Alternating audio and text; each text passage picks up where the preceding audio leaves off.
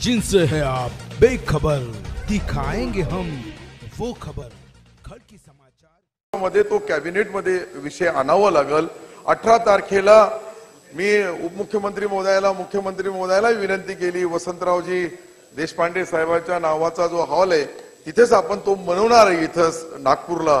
कदाचित ते त्यांच्या स्पीच मध्ये मुख्यमंत्री महोदय घोषणा करू शकतात, कारण की ते मालक आहेत। मी या खात्याचा मंत्री आहे, परंतु सीएम डीसीएम साहेबांना विश्वासात घेऊन निश्चित हा निर्णय घेण्यात येईल।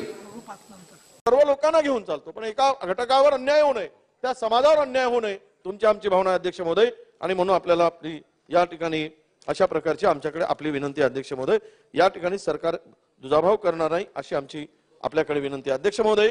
आपण सगळ्यांचा पाहतोय, आपण तार्टी केली, बार्टी केली, आदिवासीसाठी केली, दलित समाजासाठी केली, ओबीसी साठी केलं, मराठा समाजासाठी केलं। या राज्यातील आपण हे पुरोगामी राज्य, फुले शाहू आंबेडकरांचं राज्य, छत्रपती शिवरायांचं राज्य म्हणतो, त्यांच्या आरमाराचा प्रमुख मुसलमान होता अध्यक्ष महोदय। मग एकाच समाजासाठी आपण का त्यांच्यासाठी वेगळ्या भावनेने बघतो? म्हणून मला विनंती आहे की या निमित्तानं मौलाना आझाद आर्थिक विकास महामंडळाचा जाणीवपूर्वक सरकारने भेदभाव करून याला महामंडळाबाबत सरकारचा निर्णय झालेला नाही, याच धर्तीवर आपण मारटी करून या मुस्लिम समाजाच्या शिक्षण, कुठल्याही समाजामध्ये शिक्षणाचं प्रमाण वाढलं तर त्यामध्ये नक्कीच आपल्या सगळ्याचं संरक्षण आहे की गुन्हेगारी प्रवृत्ती सुद्धा कमी होते। आणि शिक्षण ज्यावेळेस मुलं घेतात त्यावेळेस मात्र कुठल्याही चुकीच्या वाटेनं जाण्याचं टाळतात। त्यातले 2% 5% असू शकतात, पण सर्व समाजाला दोष देऊन त्या संदर्भातली भूमिका सरकारची भेदभावाची असू नये।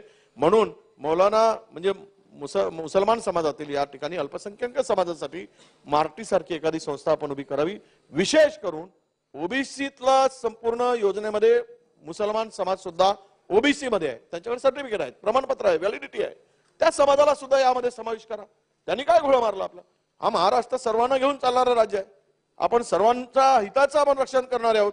त्यासाठी सुद्धा मला अपेक्षा आहे की आपण ही भूमिका नक्कीच आपण स्वीकाराल अशी माझी आपल्याकडे या निमित्तानं मागणी आहे। आपण बार्टी स्थापन केली, वेगवेगळ्या याच्यासाठी आपण तिथं हे सारथी सभा केली, पण मुस्लिम समाज, जो समाज शिक्षणापासून वंचित आहे, जो समाज कष्ट करणारा समाज आहे, ज्या तरुण मुलं ते हाताला लागतील ते काम करतात, त्या अल्पसंख्याक समाजातील युवक युवतींसाठी आपण जर तिथं मौलाना आझाद संशोधन प्रशिक्षण संस्था मार्टी जर स्थापन केली तर निश्चित या तरुण विद्यार्थ्यांना त्या मुस्लिम समाजातील मागासलेपण दूर होण्यासाठी तिथं उपयोग होईल। सरकारी सेवामध्ये अल्पसंख्याक समुदाय तिथं वाढण्यासाठी यूपीएससी, एमपीएससी, जेएमएफसी, बँकिंग असतील या सुद्धा त्यांना महत्वाची मदत होऊ शकते। अल्पसंख्याक समुदायाच्या मुस्लिम समाजाच्या छात्र विद्यार्थ्यांसाठी फेलोशिप योजना, पीएचडी, एमफिल सुद्धा 200 विद्यार्थ्यांना तिथं केलं पाहिजे। अल्पसंख्याक समुदायाच्या युवकांसाठी सुद्धा आपण जर मौलाना अब्दुल कलाम आझाद या पद्धतीने जर आपण तिथं मार्टी जर स्थापन केली तर निश्चित या विद्यार्थ्यांना त्याच्या माध्यमातून फायदा होऊ शकतो। आज आपण बघत असाल तर निश्चित तुम्ही आम्ही सगळेजण मिळून या गोष्टीसाठी सरकारच्या आपल्या माध्यमातून सरकारला या सगळ्या गोष्टीसाठी विनंती करतो व थांबतो। जमीन घ्याले, एक जमीन घेतली नाही धनगर बांधवांसाठी, तो बिचारा भटकता राहतं इकडे तिकडे, ते फॉरेस्ट वाले पकडते, त्याला चारायला जमीन नाही आहे, कोण लक्ष देणार आहे? तुम्ही त्याचं नेतृत्व करताय, तुम्ही नेतृत्व खाळ उभे राहिलो पाहिजे। देवेंद्र फडणवीस साहेबांचा खास करून आभार मानतोय, ओबीसीचे एवढे मंत्री झाले, एकही घरकुल योजना ओबीसी साठी आणली नाही। आजकाल काय लोक शिव्या देताना पहिले मुसलमानाला जास्त शिव्या देत आहे, नंतर आलं का बामणांना देत आहे, उडला सुटला का मराठ्यावर देत आहे। आता ते देवेंद्र फडणवीसचं नाव बदनामच केलंय आपण त्यांचा, पण त्यांनी योजना दिली ना, आम्ही पाठपुरावा केला, सांगितलं आणि त्यांनी ती योजना केली।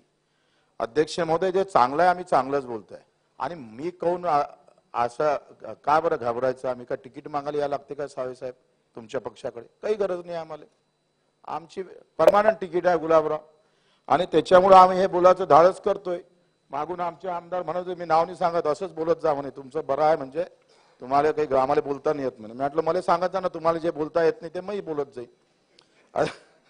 अध्यक्ष महोदय, धनगर समाज बांधवांना आपल्याला काहीतरी मेंढी पालनासाठी त्याच्यासाठी मदत केली पाहिजे। दुसरं साहेब बस शेवटचं घेतो, मुस्लिम समाजांसाठी अध्यक्ष महोदय मुस्लिम समाजाला आखरी आपल्याला प्रवाहात घ्यावं लागेल. तुम्ही सांगा, गावातल्या एका गावात जर काही मुस्लिम समाज आहे, काही भागात आहे, आणि ते जर विकसित झाला आणि त्याचा परिणाम गावावर पडेल ना. गावावर पडला तर त्याचा राज्यावर परिणाम पडेल, देशावर परिणाम पडेल. त्याला सुद्धा कसं प्रवाहात घेता येईल त्याचा विचार आपण केला पाहिजे. 2-3 समाज उद्योगी समाज आहे अध्यक्ष महोदय आपल्याकडे. सुतार समाज हा उद्योगी समाज आहे.